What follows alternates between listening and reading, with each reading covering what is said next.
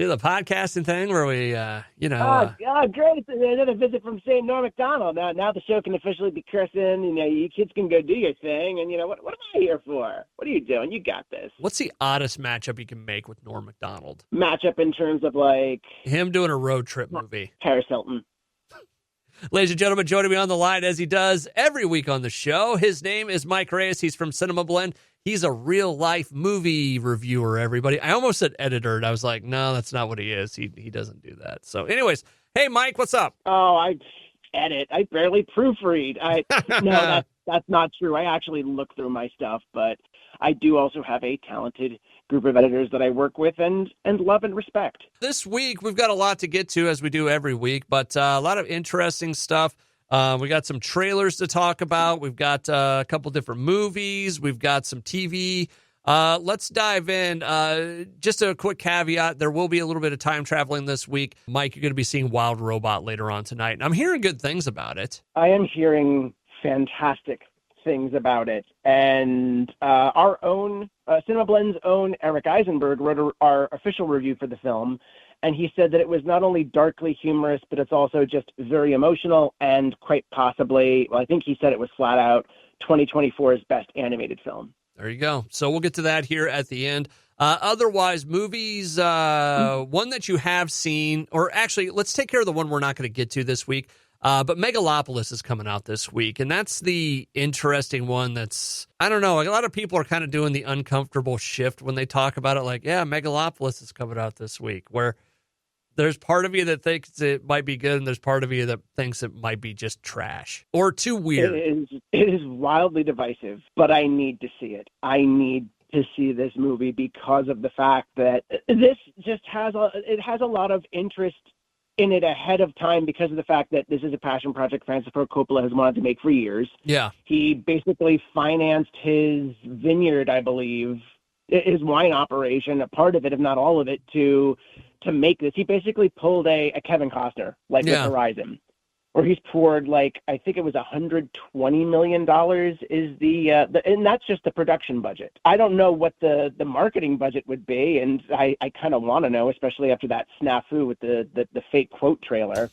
But $120 million going into this thing, a cast that includes the likes of Adam Driver, Shia LaBeouf, Aubrey Plaza, Natalie Emmanuel, John Voight, Dustin Hoffman, Lawrence Fishburne, this just grand scale, Giancarlo Esposito. It's a grand scale epic. It's supposed to be a fable. And it just looks like it's Francis Ford Coppola's sort of version of, it's his own Speed Racer in the sense that this is something that could tank masterfully and then maybe find some appreciation afterwards. One does not know. It also doesn't help that there were allegations against him of impropriety where he was kissing extras without prompt or just, without their consent.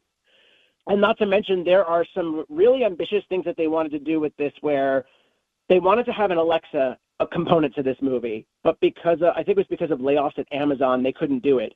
And I think the component they wanted to do is something that they're doing in what's now called Megalopolis, the immersive IMAX experience, where in certain screenings, a person from the audience is going to have a list of questions and they're going to interact with Adam Driver in like a press conference scene. And there's already video of it from one of the early showings, the early showing on Monday. There's already video of that on Twitter. You know what, though? You could have an amazingly good time with that if you had a sense of humor about it and ask questions that are very, very inappropriate answers. You could. And you know what? I'm going to go on a limb here and say they should have had that in more screenings. Because if you know the questions ahead of time, this becomes a Rocky Horror Shadowcast experience where you go up there and you create your own questions knowing those answers, and then it becomes a gag. Yeah. Is it something that I think should be done in a crowd that wants to see the movie and actually experience it? No. But is it something that could drive more people to go screen it and have interesting experience with it? Yes. And that's something that this movie is going to need because, again, $120 million on the line just in production. Yeah. And, this is a movie that it took a while for this to... we knew it was going to IMAX before we knew what studio was even going to release it. Lionsgate jumped at the chance to release it eventually, but this premiered, I think, at Cannes or Venice, or it premiered in an earlier film festival, and then it had international distribution before it had domestic. But IMAX was pretty much like, yeah, we're there whenever you secure it. Like, we're there, Francis. All right. So we'll probably get a review of that at some point. Mike Reyes from CinemaBlend on the line with me.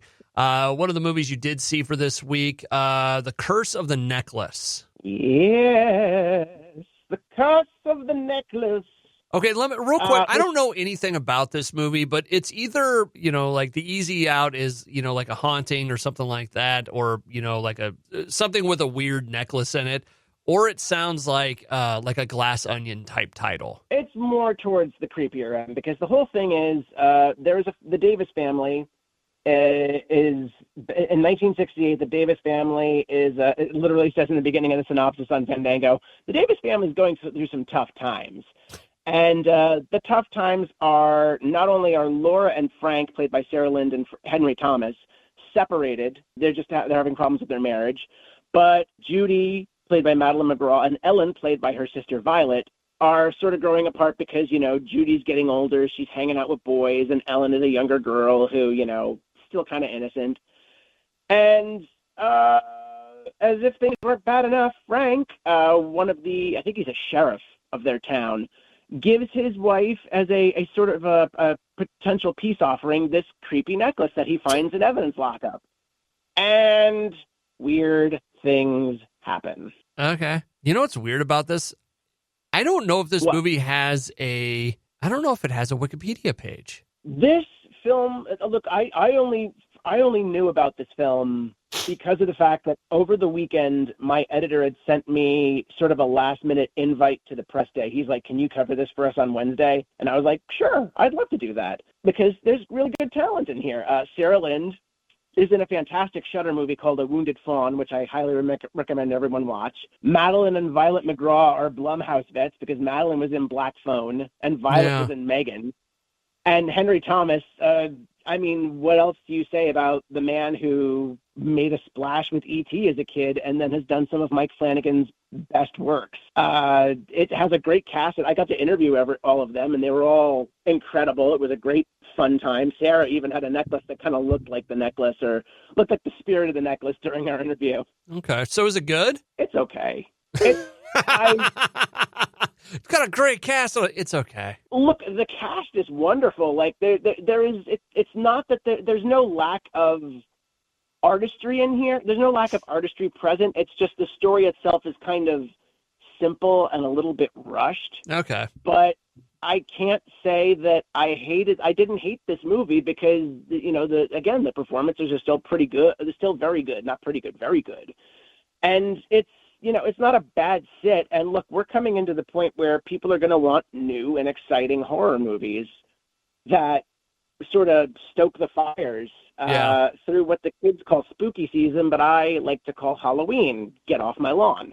But I would say, it's definitely, it's worth a watch. The Curse of the Necklace actually is going to theaters this weekend. Okay. And then it's going to be on digital October 1st. All right. We will keep an eye out for that. Mike Reyes from CinemaBlend on the line with me. Like I said at the beginning of this, we will get to the wild robot here at the end, the robot here at the end. I can't not say wild robot. Cannot say it like Zoidberg. Yeah. Oh, by the way, have you started Futurama at all? I have not. I need to. I need more laughs in my life. The finale's coming up this week. Okay. Mike Reyes on the line with me from CinemaBlend. A couple of the other things that came out this week, not really movies, but shows. Do you want to talk Agatha or Mr. McMahon first? Talk Mr. McMahon first, because the kids got to eat their veggies before they get to dessert. Mr. McMahon finally dropped on Netflix. It is a 6-part docuseries. I've watched 2 episodes of it so far, and they're about 45 minutes or so. It is very, very interesting. And I thought that they did something really interesting at the very beginning of it, where they essentially put up a message at the beginning that, talking about at the beginning of this, there was, 200 and some hours or what have you, of interviews done with, all of these different people. And then the scandal broke out. or at least the latest round. And production was halted. That was what we thought. Yeah. So, and then they kind of edited it. It's edited in a very interesting way. It's hard to explain, but you could tell that it was one thing, and I don't want to say they directed it towards it, because I don't know, like some of the early stuff, I don't know how you tell it without how they're telling it. Because the big fear about this from wrestling fans was, is it going to be a lot of other WWF/WWE history where they've changed it to make a better narrative, or to make them less the bad guy, or to take out the parts that they don't want to talk about. You know what I'm saying? Yeah, and like even before the documentary went up, Vince McMahon sort of issued his own reaction to what was going on, like his own reaction to the documentary before it aired. We're recording on Thursday, September 26th. On September 23rd, he put out a statement to social media saying, quote, "I don't regret participating in this Netflix documentary. The producers had an opportunity to tell an objective story about my life and the incredible business I built, which were equally filled with excitement, drama, fun, and a fair amount of controversy and life lessons. Unfortunately, based on an early partial cut I've seen, this doc falls short and takes a predictable path of conflating the Mr. McMahon character with my true self, Vince. The titles and promos alone make that evident. A lot has been misrepresented or left out entirely in an effort to leave viewers intentionally confused. The producers used typical editing tricks with out-of-context footage and dated sound bites, etc., to distort the viewer's perception and support a deceptive narrative. In an attempt to further their misleading account, the producers use a lawsuit based on an affair I ended as evidence that I am, in fact, Mr. McMahon. I hope the viewers will keep an open mind and remember that there are two sides to every story." And that's where it gets weird, because, boy, there are parts where he's such a controversial figure where there is dark stuff there, right? Yeah. But then if you kind of know the history of it, you know that there are some really good things that he did as well. So it's kind of hard to put into, the simple box of what you think of it. Now, from what I hear, the later episodes, it gets darker and darker and darker, because they do go into like the Chris Benoit stuff. Apparently they go into Owen Hart's death. And then, some of these later scandals and such. There's a couple moments at the beginning that you wonder, could this man's life have been a lot different if his dad would have been around when he was a kid? Because they talk about that very early on, that, up until about 12 years of age, Vince McMahon Sr. was not a part of his life, and he had an abusive stepdad. I mean, look, you can ask that about any popular celebrity figure, but this does sound like it's one of the more sort of, I guess, one of the more intriguing rounds of that question you could ask. Because there was one moment where, because of the fact that, go on. No, I was just going to say, there's one moment that really stuck out, to where he said, like the only time his dad ever said he loved him or was proud of him, and you could tell that like that was a core memory for this guy. Yeah, and he just seems like one of those guys. It's like evil genius kind of perks up in my mind, but it's like there are shades of gray to this dude, and I don't know. It's just it's been an interesting watch so far, and yeah, it's weird, and I'm interested to see the end of it, because I've seen the joke videos out there, people that have watched it, and they do like the after one episode, after two episodes, after three, and after four, and he's like, I'm really questioning my life now. But yeah, it's definitely, at the very least, Vince McMahon talking as Vince McMahon the person, when he's like sitting down doing the interview parts. Yeah. One of the most popular memes on the internet is what I don't remember where the reaction was from, but it was him crying during an interview. Yeah. Like, I don't even remember, you might know what he was talking about during that clip, but I just remember there's a clip of him like telling him to cut the camera, and he's like crying in his chair. There is definitely an image of Vince McMahon that the public has. And that's something that he has painted himself through, whether it's directly through, the acting he's done on the show, or also through the just public looking into those exploits and seeing what he's done, or what he's been alleged to do.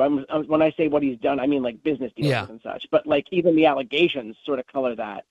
So it's very interesting to head into that sort of territory, especially when I think these are the people that did Tiger King.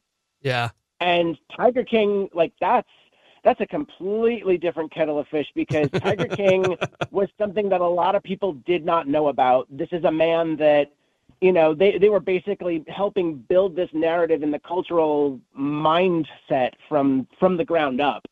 Whereas Mr. McMahon, it almost sounds like they wanted to take a similar approach, but this is someone that's much more documented in culture, someone that is much more vocal and much more calculated in their own image, how they shape it and everything.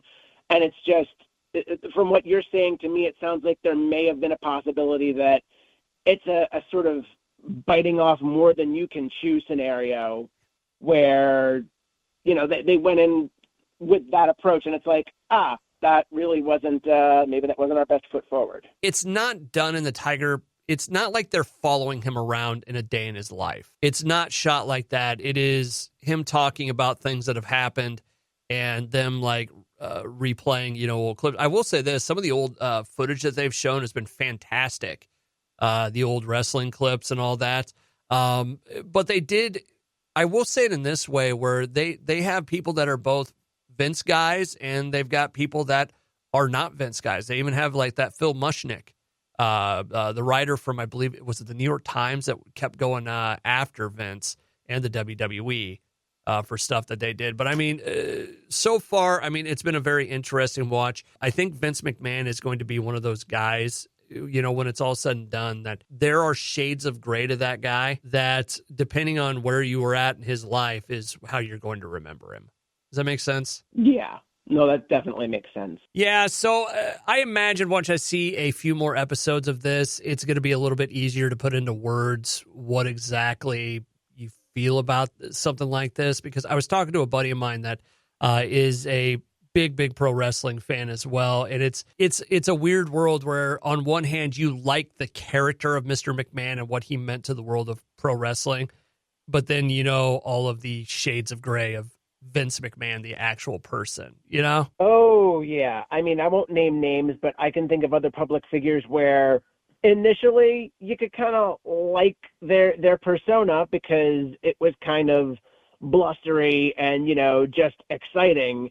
But then when you dig into the actual person and then looked at that behavior from that lens, it's like, no, I don't like what you've done here. And I can't believe I actually, bought into this for a little while, even if it was just, it seemed like a novelty and then it got out of hand. So I'll have better reactions to it than it's weird and all that here after I finish the series. Mike Reyes from CinemaBlend on the line with me. Moving right along, you have not gotten a chance to see this week's Agatha All Along, have you? No, and it's not for lack of trying. It's just I've been really busy this week because I was a fan of the first two episodes, and I know you were. Well, I was a fan of the second episode. The first episode left me cold. If I remember correctly, you were on a similar wavelength, if not just totally No, it's one of those, for everything I like about it, there's something I don't like. So I'm kind of in a weird purgatory of, I don't know if I like this show or not. And I'm not going to give you spoilers or anything. That they're going to walk down the witch's road. Yeah. And face trials and stuff. And that's, what happened. I won't go into what it was. I like the story. I don't like Agatha. I think that's interesting. I think that's what it comes down to me. What's the lady's name that plays Agatha? Catherine Hahn. I'm not always a fan of some of the choices she makes when she's playing her different characters. When she does something over dramatically, it really sticks out like a sore thumb to me, and I really don't like that. Gotcha. As a character on itself, usually, it's not Loki. I don't know how I can't root for Agatha. I don't know why, but I'm not in love with her. I think her character's interesting. I think the other characters are interesting. I think the story's been, fun so far.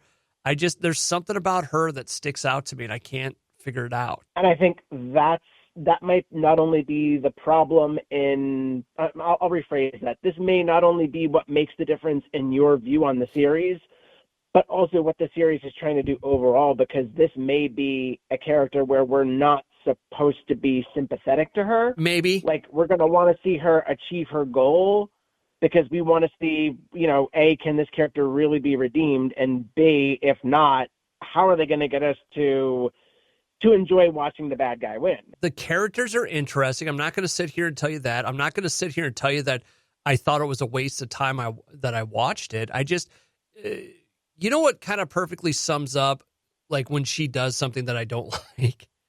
Do you remember in WandaVision where she's in the car talking to Vision and like she like looks at the camera and makes that goofy face? Yeah. It's stuff like that drives me nuts from her. And I don't know why. Does she really continue to do that in this new episode? Because she didn't really seem to do it in the first two here. There's moments to me where she does the over dramatic thing, and it's hard to explain. And there's a couple instances of it, but it stuck out so much that I'm like, eh. Well, see, I think that's just. I mean, it's the title pretty much explains that. That's been Agatha all along. She's overblown. She is dramatic. She is a larger than life person because she's a villain, and that's part of how she was able to use that device against Wanda, how she was able to perfectly capture like those old sitcoms to a certain extent. So I don't want to stumble too far into spoilers for you because I know you're digging this and actually want to watch it. So I will leave it there. I don't know what it's just this. It's sticking out to me for some reason, and I can't fully explain it. So, Mike Reyes from CinemaBlend on the line with me as we do talk about Marvel in the MCU. I finally got really excited about something they're gonna do. We got our first look at Thunderbolts. Yes, we did. We got the first trailer this week, and I'm gonna tell you right now, this is the first time in a very long time that I'm legitimately excited about something Marvel's doing. Well, I'm sorry that you totally forgot the trailer for Captain America: Brave New World. That's okay. I don't need any more Hulk in my life or Red Hulk. I mean, you think you do. You think you don't. But then Harrison Ford becomes Red Hulk, and I'm sorry, I am in for that, but I'm also in for new political intrigue in Marvel because I enjoyed Winter Soldier, and it's like, yes, you're giving me that again. Yeah. Thank you. I'm not, and that's not to say that I'm not excited about that. I will go watch it, but this one, I was legitimately like, I was fired up for this. I was like, this looks cool. Yeah. So I'm sorry, I guess. Okay, you're allowed to be wrong. That's perfectly fine. But yeah, we got our first look at Thunderbolts, and they may have solved the mystery of who bought Avengers Tower. Oh, I think that's been speculated. That's been whispered for a while now. It's Julia Louis-Dreyfus's character. Yeah, which I wouldn't be surprised. That's kind of cool. Bucky being in there, I like the interactions between them. I don't know why. I really enjoyed this trailer. It is a pretty cool trailer. I'm not going to tell you that I'm not excited for Thunderbolts. It looks like another. I mean, I don't want to say it's another Guardians, but it's another offbeat, found family superhero team that I'm perfectly fine with following because they look like they're going to have a lot of fun together. I feel like I offended you by saying this is the first thing I've been really excited about in a while. No, but I mean, if you want me to pretend I could, like, oh, how dare you? I need to go back and watch this again because I think I watched it. I think it came out of someone had posted a link after it was released at D23. Yeah. So like I'd seen it through those means, but it's been a little while. Yeah. No, it's just funny stuff. So. Mike Reyes from CinemaBlend on the line with me. So that's Thunderbolts with an asterisk. Another trailer that dropped as we were speaking earlier today. We got our first look at Ballerina from the world of John Wick. Yes, we did. And it actually looks pretty cool. You know what? It does. There was only one part that stuck out to me. What? Who's the girl in it? The main character? Anna de Armas. She, at one point, she does the John Wick, like how she's holding the gun. And it didn't look right on her. I see. It was John Wick when he goes, he holds the gun kind of tilted a little bit. Yeah. And it was like, that's John's move. Don't do John's move. She's allowed to do John's move. Well, I'm sorry, you just don't like that it's a woman? Oh, God. No. Actually, I thought it was fantastic. I actually really enjoyed it. I thought it looked good. I thought her fighting looked real. She didn't come down to a fighting stance every time she did something, which was awesome. No, I thought it looked good. I was surprised I was surprised Go that on. John was in there as much as he was. Oh, that was something else that we've known like from the jump. It's like, hey, John's going to be in this because it's a midquel. This apparently takes place during the events of 3. Okay. Yeah. No, I liked it. I did. I really did. I like the John Wick world. I like what this showed, and it was fun. Oh no, I'm not like that. Wasn't a silence of like disapproval. It's just like no, I was just. Why do you hate me today? Because you're wrong, and because I don't know. I don't hate you because I don't hate you. That's why. I don't know. There's just something about she did the John Wick, how he holds the gun, and I was like, that's John's move. I mean, she is part of the Roma Raska, if I'm remembering the name correctly, and that's sort of where John was trained as well. So that may not just be his move. I mean, I really want to. I kind of want to deep dive back into John Wick after this because now that they're really going out of their way to form a new universe or continue to form the universe or the world of John Wick as they call it, I want to get all the facts straight and go from there. No, I think it's cool. It looks great. The Ballerina. When's that coming out? Sometime 2025, right? Ballerina looks like it's coming out in June 2025, but the trailer just is very vague and says coming soon. Okay. So I'm wondering if maybe they're going to play around with potential release dates. Maybe they want to make it sooner. I don't know. All right, we'll see. Mike Reyes from CinemaBlend on the line with me. One other trailer came out this week that you actually pointed out to me. I didn't like this one either. No. Okay. The Last of Us Season 2. We got our first look at that. Oh, wow. You didn't like that? No, I was kidding because everything I've said today is something I don't like about something. Oh. It was a bad funny. joke. Yeah, it was. I can't do humor either today, apparently.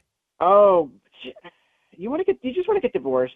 You just want to do it. You just want to pull the pin on me. Yes. Kidding. You're kidding. You're never leaving. You're never leaving. You're in this forever. Last of 90. Last of Us Season 2. We got our first look at it. You know what I enjoy about this game or about this show? What? I enjoy when they take elements that you could see from the game and incorporate them in. Like they showed the one scene where she's crawling through like underneath the chain link fence and there's all the people grabbing at her, the zombies or whatever. Yeah. And it's like you could totally see that in the game. Oh, absolutely. So I think they do a good job of that. I think everybody's going to be shocked if they haven't played the game what happens to a certain character in it that I think they're leading towards. And yeah. Depending on, we're going to have to talk about this off air because I know there's a character that definitely has some interesting developments in the future, but I think they, depending on how they stagger the adaptation of Game 2, because I think it's going to be like several seasons, we may not see it just yet. Okay. But we'll talk about that later. Yes, we will. No, it looks good. I liked the first season of it. I thought it was great on a lot of levels. Absolutely nothing wrong with it at all. It was perfect. Yeah, it's very simple, very understated. We still don't know when it's coming out. And I'm also, like, I keep forgetting that Catherine O'Hara is in this new season. And when I'm reminded of that fact, it just makes me happy all over again that she's there. There you go. Mike Reyes from CinemaBlend joins me every week to talk about the world of movies. Do you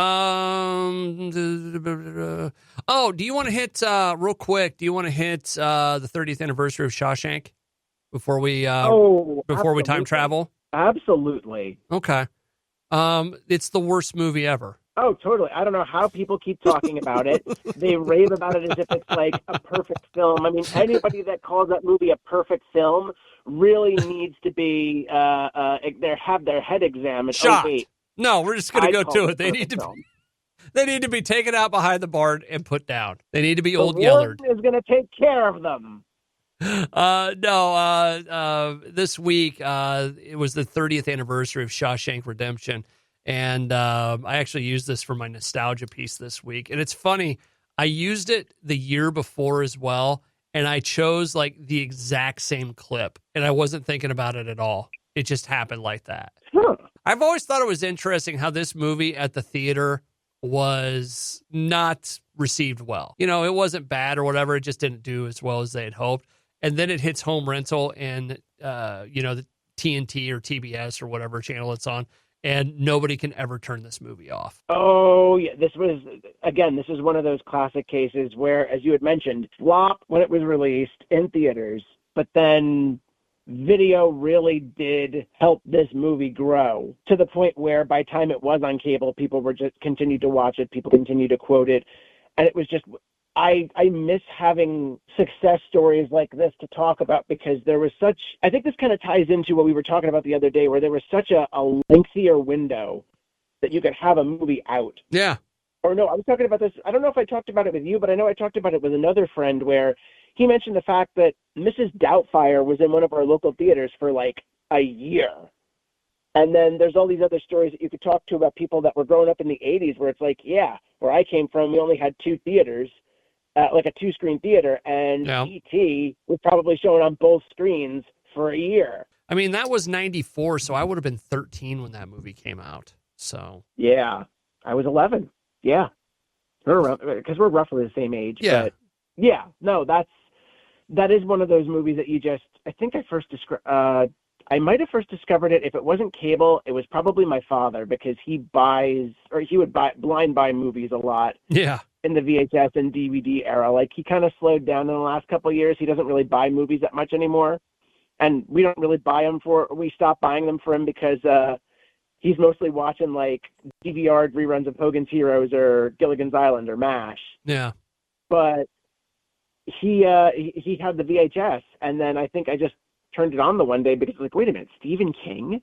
And like, that's something that always wows me with this. It's like, you look at Frank Darabont, the writer-director for this, and then Stephen King, and where they were in their points of their careers with this. Stephen King was still the master of horror, and Frank Darabont was probably best known for writing a Nightmare on Elm Street sequel, or being part of a Nightmare on Elm Street sequel. Yeah, Nightmare on Elm Street 3, Dream Warriors. And then, of course, people should really go back and watch his version of The Blob, because that was awesome, too. I mean, he wrote both of these movies for Chuck Russell. And then Chuck Russell went on to direct The Mask, and Frank Darabont went on to direct Shawshank. And it really is this beautiful, I always call it a fairy tale for adults, because it feels like this is something that's being read out of like a storybook. And it's something that it approaches magical thinking, but it doesn't fully tip into it, which also makes it one of Stephen King's one of his more most realistic stories. Because Green Mile, he sort of revisits similar ground, but definitely goes into supernatural. Shawshank was really more just the most magical thing you see is the faith of the human spirit. Yeah. And it does such beautiful and horrible things. And yeah, this became the most rented film of 1995, and then was nominated for several Academy Awards, which I think it lost Best Picture to Forrest Gump that year. Let me ask you something, just opinion based. Yeah. In this movie, because there's a lot of big names in this, not just Tim Robbins and Morgan Freeman and what have you, but could you make the argument? Could you make the argument that everybody in this movie, this is their best movie they were ever in? I don't know. I don't know if I could, because you do have just this amazing cast of heavy hitters in here. Like, I mean, James Whitmore was already a legend by the time he was in here, who played Brooks. Yeah. And then you have the more contemporary cast that everybody identified with, like you mentioned, Tim Robbins and Morgan Freeman. You've got Bob Gunton as the warden, William Sadler's in here, Clancy Brown's in here, Jeffrey DeMunn, like character actors that everybody would know by face, but also some of them would go on to be in more Darabont projects. I don't know if this is the best movie everyone has done in their resumes, but I can't totally argue against that point, because this is it is one of the few movies that I can call perfect. I can call this a perfect movie. All right. Mike Reyes from CinemaBlend on the line with me right now as we talk about and remember the 30th anniversary of Shawshank Redemption. We'll do a little bit of time travel here, and we'll be back with The Wild Robot, correct? Yes, The Wild Robot. The Wild Robots.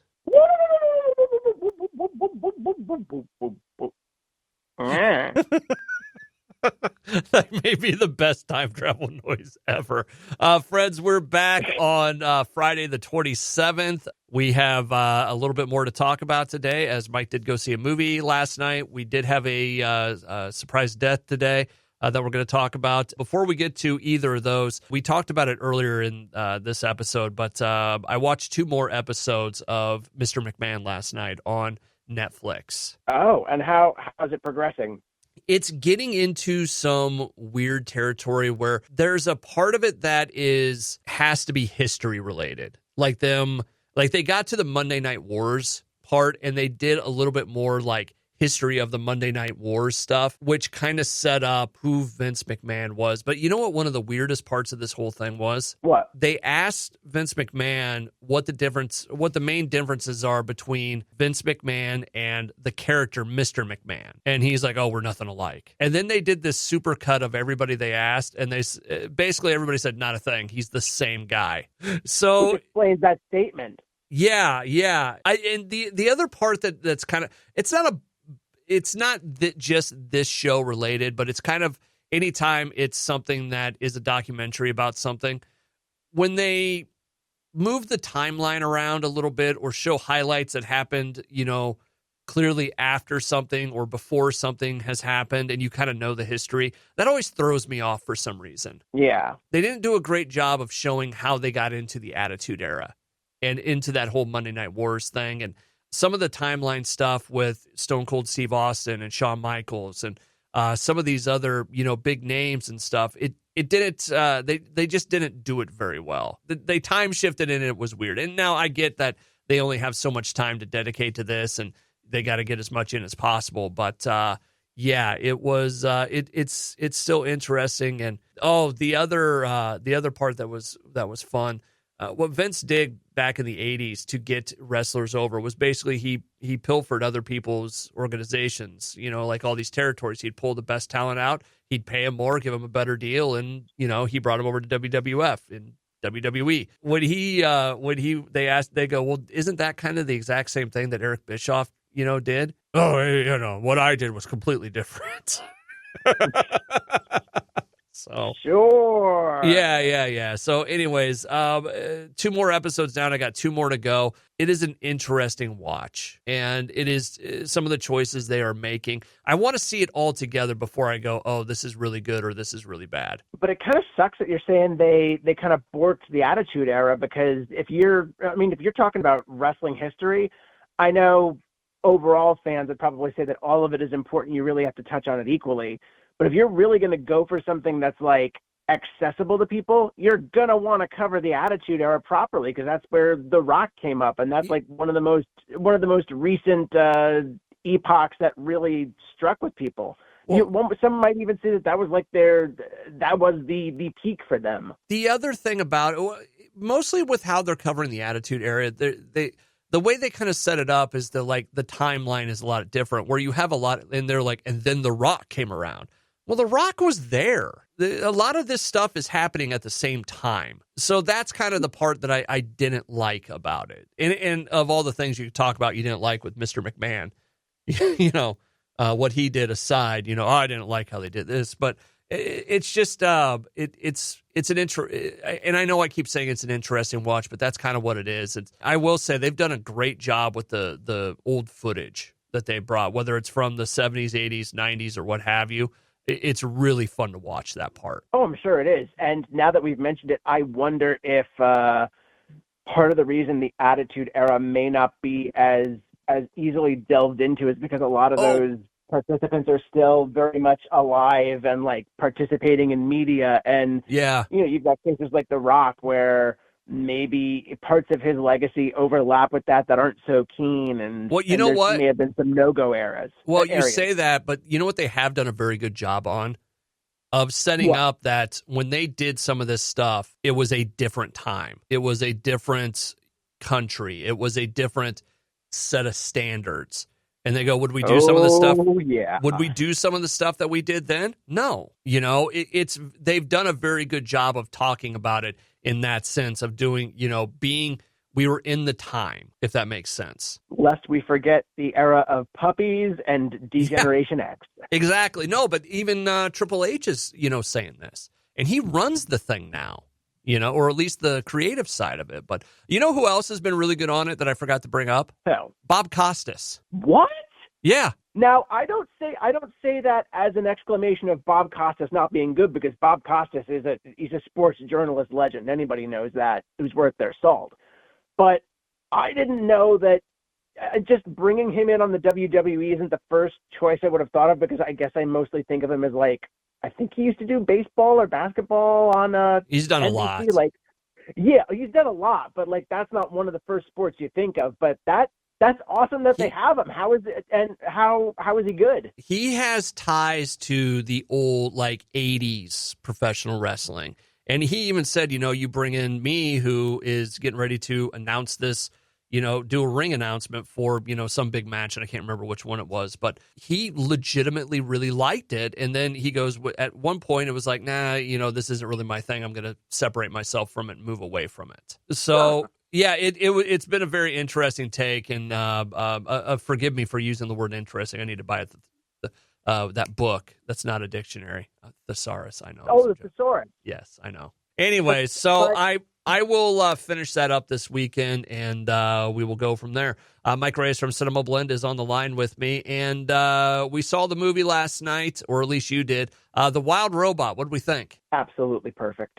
As perfect as Shawshank Redemption? Those are two different types of perfect. Because Shawshank Redemption is very good tie-in, I got to say. I really do like that. Keep people listening. But while Shawshank Redemption's a really good story, a fairy tale story for adults, Wild Robot is, it's obviously based off of a children's book. Yeah. I believe it is a children's book by author Peter Brown. It's the first in a series of 3. And it is surprisingly dark. Like, I had read from our official review of the film that my colleague Eric Eisenberg said it was like surprisingly dark in some places, but also, very heartwarming, and it will probably go down as the best movie, if not one of the best animated movies of 2024. Wow. I'm up there with him. It is one of, if not the best animated film of 2024. Chris Sanders is 3 for 3 on properties that he's adapted or created, because this is also the same man that helped create Lilo and Stitch and helped adapt How to Train Your Dragon. And now you've got this story about Roz for short. I don't remember her number because they all have numerical designations. Okay. Rosm is the brand. She's a brand of robot played by Lupita Nyong'o.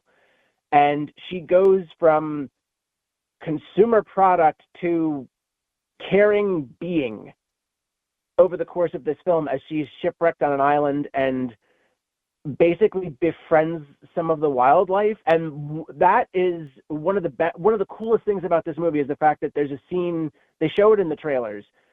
The talking animal aspect of this movie is because Roz studies animal language. Okay. And learns how to decode animal language. So she speaks fox, or she speaks owl. And, you hear voices like Pedro Pascal or Ving Rhames or Catherine O'Hara, because she understands their language. Okay, that's interesting. Just, hey, cute and cuddly. And it's one of my favorite science fiction stories when it comes to robots, is the theory of sort of the ghost in the machine and exceeding your programming. Okay. And Roz just does that effortlessly. Well, not effortlessly, but she does it wonderfully. And throughout the whole movie, Lupita Nyong'o's performance through her voice alone is breathtaking, because she really does sell those twists and those turns. And there's wonderful lines about parenting and just like wonderful little things where she's a robot and she's like Unit 7134 and prevents me from Rosm 7134. Yes, I'm sure I'll remember that after today. No, I seriously want to, but I say that because I really want to dig deep in this film. I want to write so many things about it, and also this was a fantastic 3D 4DX experience. Like, there's a lot of this was one of those cases where this is only the second 3D 4DX movie I've done. Yeah. The first being Transformers 1, and this this was an even better match between the effects and the 3D on screen. Like, there's just such movement with her character, and there's a lot of running and imitating different animal gaits, and even the scene where she meets the duckling that will eventually be called Bright Bill for the first time, and you see it like nudge her, and she sort of glows like as if she's learning love. The seats shake, and it like really gives you that sense of something changing. Huh. And there's a lot of great effects so I would recommend that people look at the safety guidelines, though, because if you're bringing younger kids to this movie, they may not want to be thrown around as much. And also there are like height and I think weight restrictions, kind of like or limit requirements, kind of like a theme park ride. But Wild Robot is just, I went in with high expectations and they were met beautifully. I bawled through this thing. Mike Reyes from CinemaBlend.com on the line with me talking about The Wild Robot. You can see that in theaters this weekend. Yeah, just this is an all-star cast that everyone understands what they're doing with this. And again, just I can't praise Lupita Nyong'o enough, because everybody, like, if I tell you to talk like a robot, the first thing that comes to mind to you and most people is just the staccato sort of beep, bop, bop, boop. Mike Reyes from CinemaBlend.com. Exactly, that sort of thing. But we've seen it with performers time and again that when you go to something as simple as Vin Diesel as the Iron Giant, and then you move to something more complex like Alan Tudyk as Sonny and iRobot. There are so many different emotional depths that you can dive into with an automaton.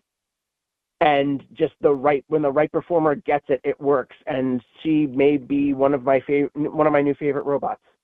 Mike Reyes from CinemaBlend.com on the line to talk to me about movies. 1010110101101. Go yourself. You're very good at binary. It's a hobby. All right. So go check out The Wild Robot this weekend. As we get to the end of this, there was some sad breaking news earlier today as Maggie Smith sadly passes away at the age of 89. Of course, she's best known Professor McGonagall from the Harry Potter series. She was in Downton Abbey. But just a world of different things she's been a part of since the 50s. Yes, I had the honor of writing Dame Maggie Smith's obituary today for CinemaBlend, and that news hit me. I will not lie, that news hit me because I've been a huge fan of hers in the Harry Potter films, and I probably first saw her in Sister Act as a kid, and then obviously with Downton Abbey as a Dowager Countess, she had some of the best quips and the best comebacks, and she had this authority in the family that you believed and you understood and you totally fell in line with. And I think part of the reason this really hit me was because when I finally got into Downton Abbey, it reminded me of how my grandmother loved to watch British television on PBS, and she would have loved this show, and I think she would have loved that character. And there's always that one person in your family that they're always quick with a word, quick with a joke, but at the same time, when it's time to get serious, they are right on the line, and that's where they are, and you have to meet them there. And watching Dame Maggie Smith play characters like that it just reminded me of that. It reminded me of my grandmother, and I'm so sad to have seen her pass. And what was really interesting is I think it was a couple weeks ago, there was a clip on, I think it was Reels, a clip from a film that she had done in 1969, The Prime of Jean Brodie. And it's The Prime of Miss Jean Brodie, sorry. And it was just this fiery monologue that she's giving to a school administrator where she plays a teacher, and it looks like she's about to get fired. And it's just this big, sort of almost shouting, but very impassioned speech. Yeah. And that intensity never dimmed, no matter what she did. And I know a lot of people in younger generations obviously love her as Professor McGonagall in Potter, and that was another, again, it was authority, but it was also a warmth under that authority that really defined her career to some people, and she was just a singular talent. Maggie Smith, we wish you nothing but the best in the great beyond. Mike Reyes from CinemaBlend.com joins me every week to talk about movies. Mike, you have yourself a good weekend. You as well, sir.